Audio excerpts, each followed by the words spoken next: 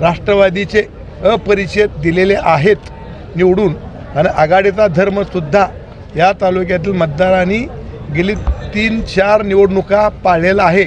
तसाच याही वेळेला राष्ट्रवादी काँग्रेस पक्ष मोहोळ तालुक्यातील कार्यकर्ता आणि मतदार हे रामभाऊ सातपुतेंना प्रचंड मताधिक्य देऊन तो पाळणार आहे।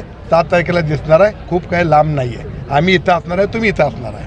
आपल्या कार्यकर्त्यांनी असं म्हटलं होतं की मालकाचा आदेश आल्याशिवाय आम्ही मतदान करणार नाही। ते त्यांची एक भावना असती, परंतु आज मी त्यांना सांगितलेलं आहे आणि आमच्या तालुक्यातील कार्यकर्त्यांना माहितीच आहे की आम्ही आघाडीचा धर्म तंतोतंत पाळणारी माणसं आहोत। आम्ही सत्तेपेक्षा संपत्तीपेक्षा विचाराला मानणारी माणसं आहोत आणि दिलेला शब्द पाळणं ही या मोहोळ तालुक्याचा लौकिक आहे आणि तो लौकिक आम्ही कधीही बाद होऊ देणार नाही। मराठा आरक्षणाच्या प्रश्नावर थोडी नाराजी व्यक्त होत होती। मोहोळ तालुक्यातून मराठा आरक्षणाच्या आंदोलनाला मोठं पाठबळ मिळालं होतं। त्यात आपले काही समर्थकही आंदोलक म्हणून मैदानात होते, त्यांची समजूत काढण्यात आपण यशस्वी ठरसाल असं वाटतं? अहो, प्रत्येकाला आपल्या जातीचा अभिमान असतो। तो इथं मराठा समाज असो किंवा आदर समाज असो, त्यांना त्यांच्या समाजाचा अभिमान असतो। आपल्या समाजाला काहीतरी मिळावं म्हणून ते प्रयत्न करत असतात, ते काही गैर नाही आहे। परंतु हा तालुका पुरोगामी विचाराचा आहे, त्यामुळे इथं आरक्षणाचा कुठलाही मुद्दा आणला तर इथला कार्यकर्ता मतदार हा बाबुराव अण्णांच्या विचारात तयार झाला असल्यामुळं त्याचा कुठलाही परिणाम हा या ठिकाणी आरक्षणाचा मोहोळ तालुक्यातील मतदारामध्ये कार्यकर्त्यामध्ये होणार नाही। कांदा निर्यात बंदी, इथेनॉल उत्पादनावर लादलेले निर्बंध यासह अनेक प्रश्नांमुळे शेतकऱ्यांमध्ये थोडी नाराजी व्यक्त होत होती। ही नाराजी दूर करण्यात या प्रचार कालावधीत आपण यशस्वी कराल असं वाटतं?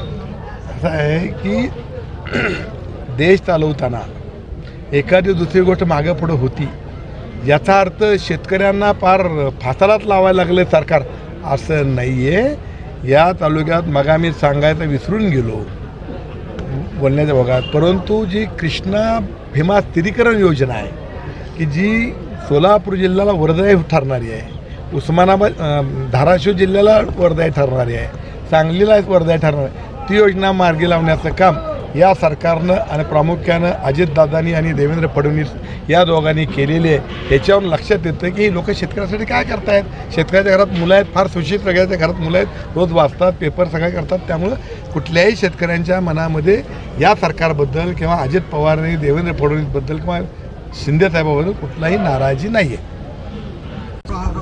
राष्ट्रवादी काँग्रेसचा समावेश झालेला आहे, भाजपही आता आपला मित्र पक्ष झालेला आहे। या तालुक्यातील भाजपच्याच काही नेते मंडळींनी तुम्हाला प्रत्येक निवडणुकीत विरोध करू असा एक निर्धार व्यक्त केलेला होता, तर तो आता भाजपचे वरिष्ठ त्यांना कुठेतरी दटावतील असं वाटतं का?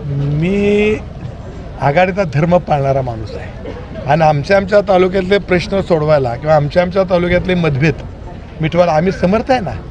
त्यामुळं कशाला अडचणीत वरिष्ठ नेत्यांना एवढ्या छोट्या कारणासाठी आणायचं हे फार मामूली कारण आहे, त्यामुळे ह्या कारणाला फारसा आम्ही महत्त्व देत नाही।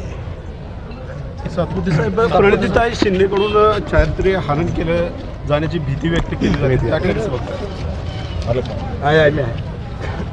आमदार बी दुसरे पुन्हा यायचं। आम्ही विकासाच्या मुद्द्यावर निवडणूक लढवतोय। मोदीजींनी मागच्या 10 वर्षामध्ये जे काही विकासाची गंगा या तालुक्यामध्ये जवळजवळ 40,000 कोटीचे रस्ते केले, इथल्या गोरगरिबाच्या घरामध्ये उज्ज्वला गॅस योजनेच्या माध्यमातून 2 लाख गॅस दिले। या ठिकाणी सोलापूर लोकसभेच्या अंतर्गत जवळजवळ 25,000 लोकांना स्वनिधीच्या माध्यमातून निधी दिला। खेड्यापाड्यामध्ये सामान्य परिवारामध्ये विकासाची गंगा आणण्याचं काम मोदीजीने केलं। विरोधी उमेदवार काय बोलत आहेत याच्यावर आम्ही बोलणार नाही। या ठिकाणी ते मुख्यमंत्री असताना काय केलं आहे मी माझा हिशोब 10 वर्षाचा देतो। 2000 त्या ठिकाणी 14 पूर्वी यांनी मुख्यमंत्रीपद, राज्यपालपद, केंद्रीय गृहमंत्रीपद हे सगळी पदं भूषवली, त्यांनी त्यांचा हिशोब द्यावा। आमच्या 10 वर्षाचा आमच्या दोन्ही खासदारांनी भारतीय जनता पार्टीने सोलापूर लोकसभेसाठी काय केलं त्याचा हिशोब द्यायला मी तयार आहे। मराठा आरक्षणाच्या प्रश्नावर सातत्यानं देवेंद्र फडणवीसवर आरोप होत आहे, भाजपावर आरोप होत आहे, त्याचा कुठेतरी फटका किंवा तोटा भाजपला होईल? समाज जाणतो या ठिकाणी सारथीसारखी एक चांगली यशस्वी संस्था त्या ठिकाणी मराठा समाजातील युवकांसाठी जे अधिकारी झाले पाहिजे त्याच्यासाठीच ती संस्था देवेंद्रजी फडणवीस साहेब मुख्यमंत्री असताना झाली। अण्णासाहेब पाटील आर्थिक विकास महामंडळ हे देवेंद्रजींच्या काळामध्ये झालं। त्या ठिकाणी देवेंद्रजी मुख्यमंत्री असताना टिकणारं आरक्षण मराठा समाजाला त्या ठिकाणी दिलं। ते हायकोर्ट सुप्रीम कोर्टपर्यंत टिकवलं. त्यानंतर जे सरकार आलं त्यांच्या निराशेमुळं उद्धवजी ठाकरे साहेब मुख्यमंत्री होते. त्याच्यानंतर त्या ठिकाणी वकिलांकडे लक्ष नाही दिलं किंवा बाकी गोष्टीकडे लक्ष दिलं नाही, त्यामुळे गेलं. परंतु पुन्हा एकदा सरकारने या ठिकाणी मराठा समाजाला आरक्षण दिलं आणि मला विश्वास आहे ते आरक्षण निश्चित टिकेल.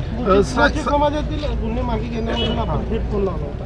याबाबत मराठा समाज नाराज झालेला आहे, त्यांची गुन्हे मागे घेण्यावर देवेंद्रजींनी स्पष्ट सांगितलंय आम्ही मराठा समाजावरील गुन्हे मागे घेऊ आणि येत्या काळामध्ये त्याची प्रोसेसही सुरू झालेली हे आपण पाहिलेलं आहे. धन्यवाद.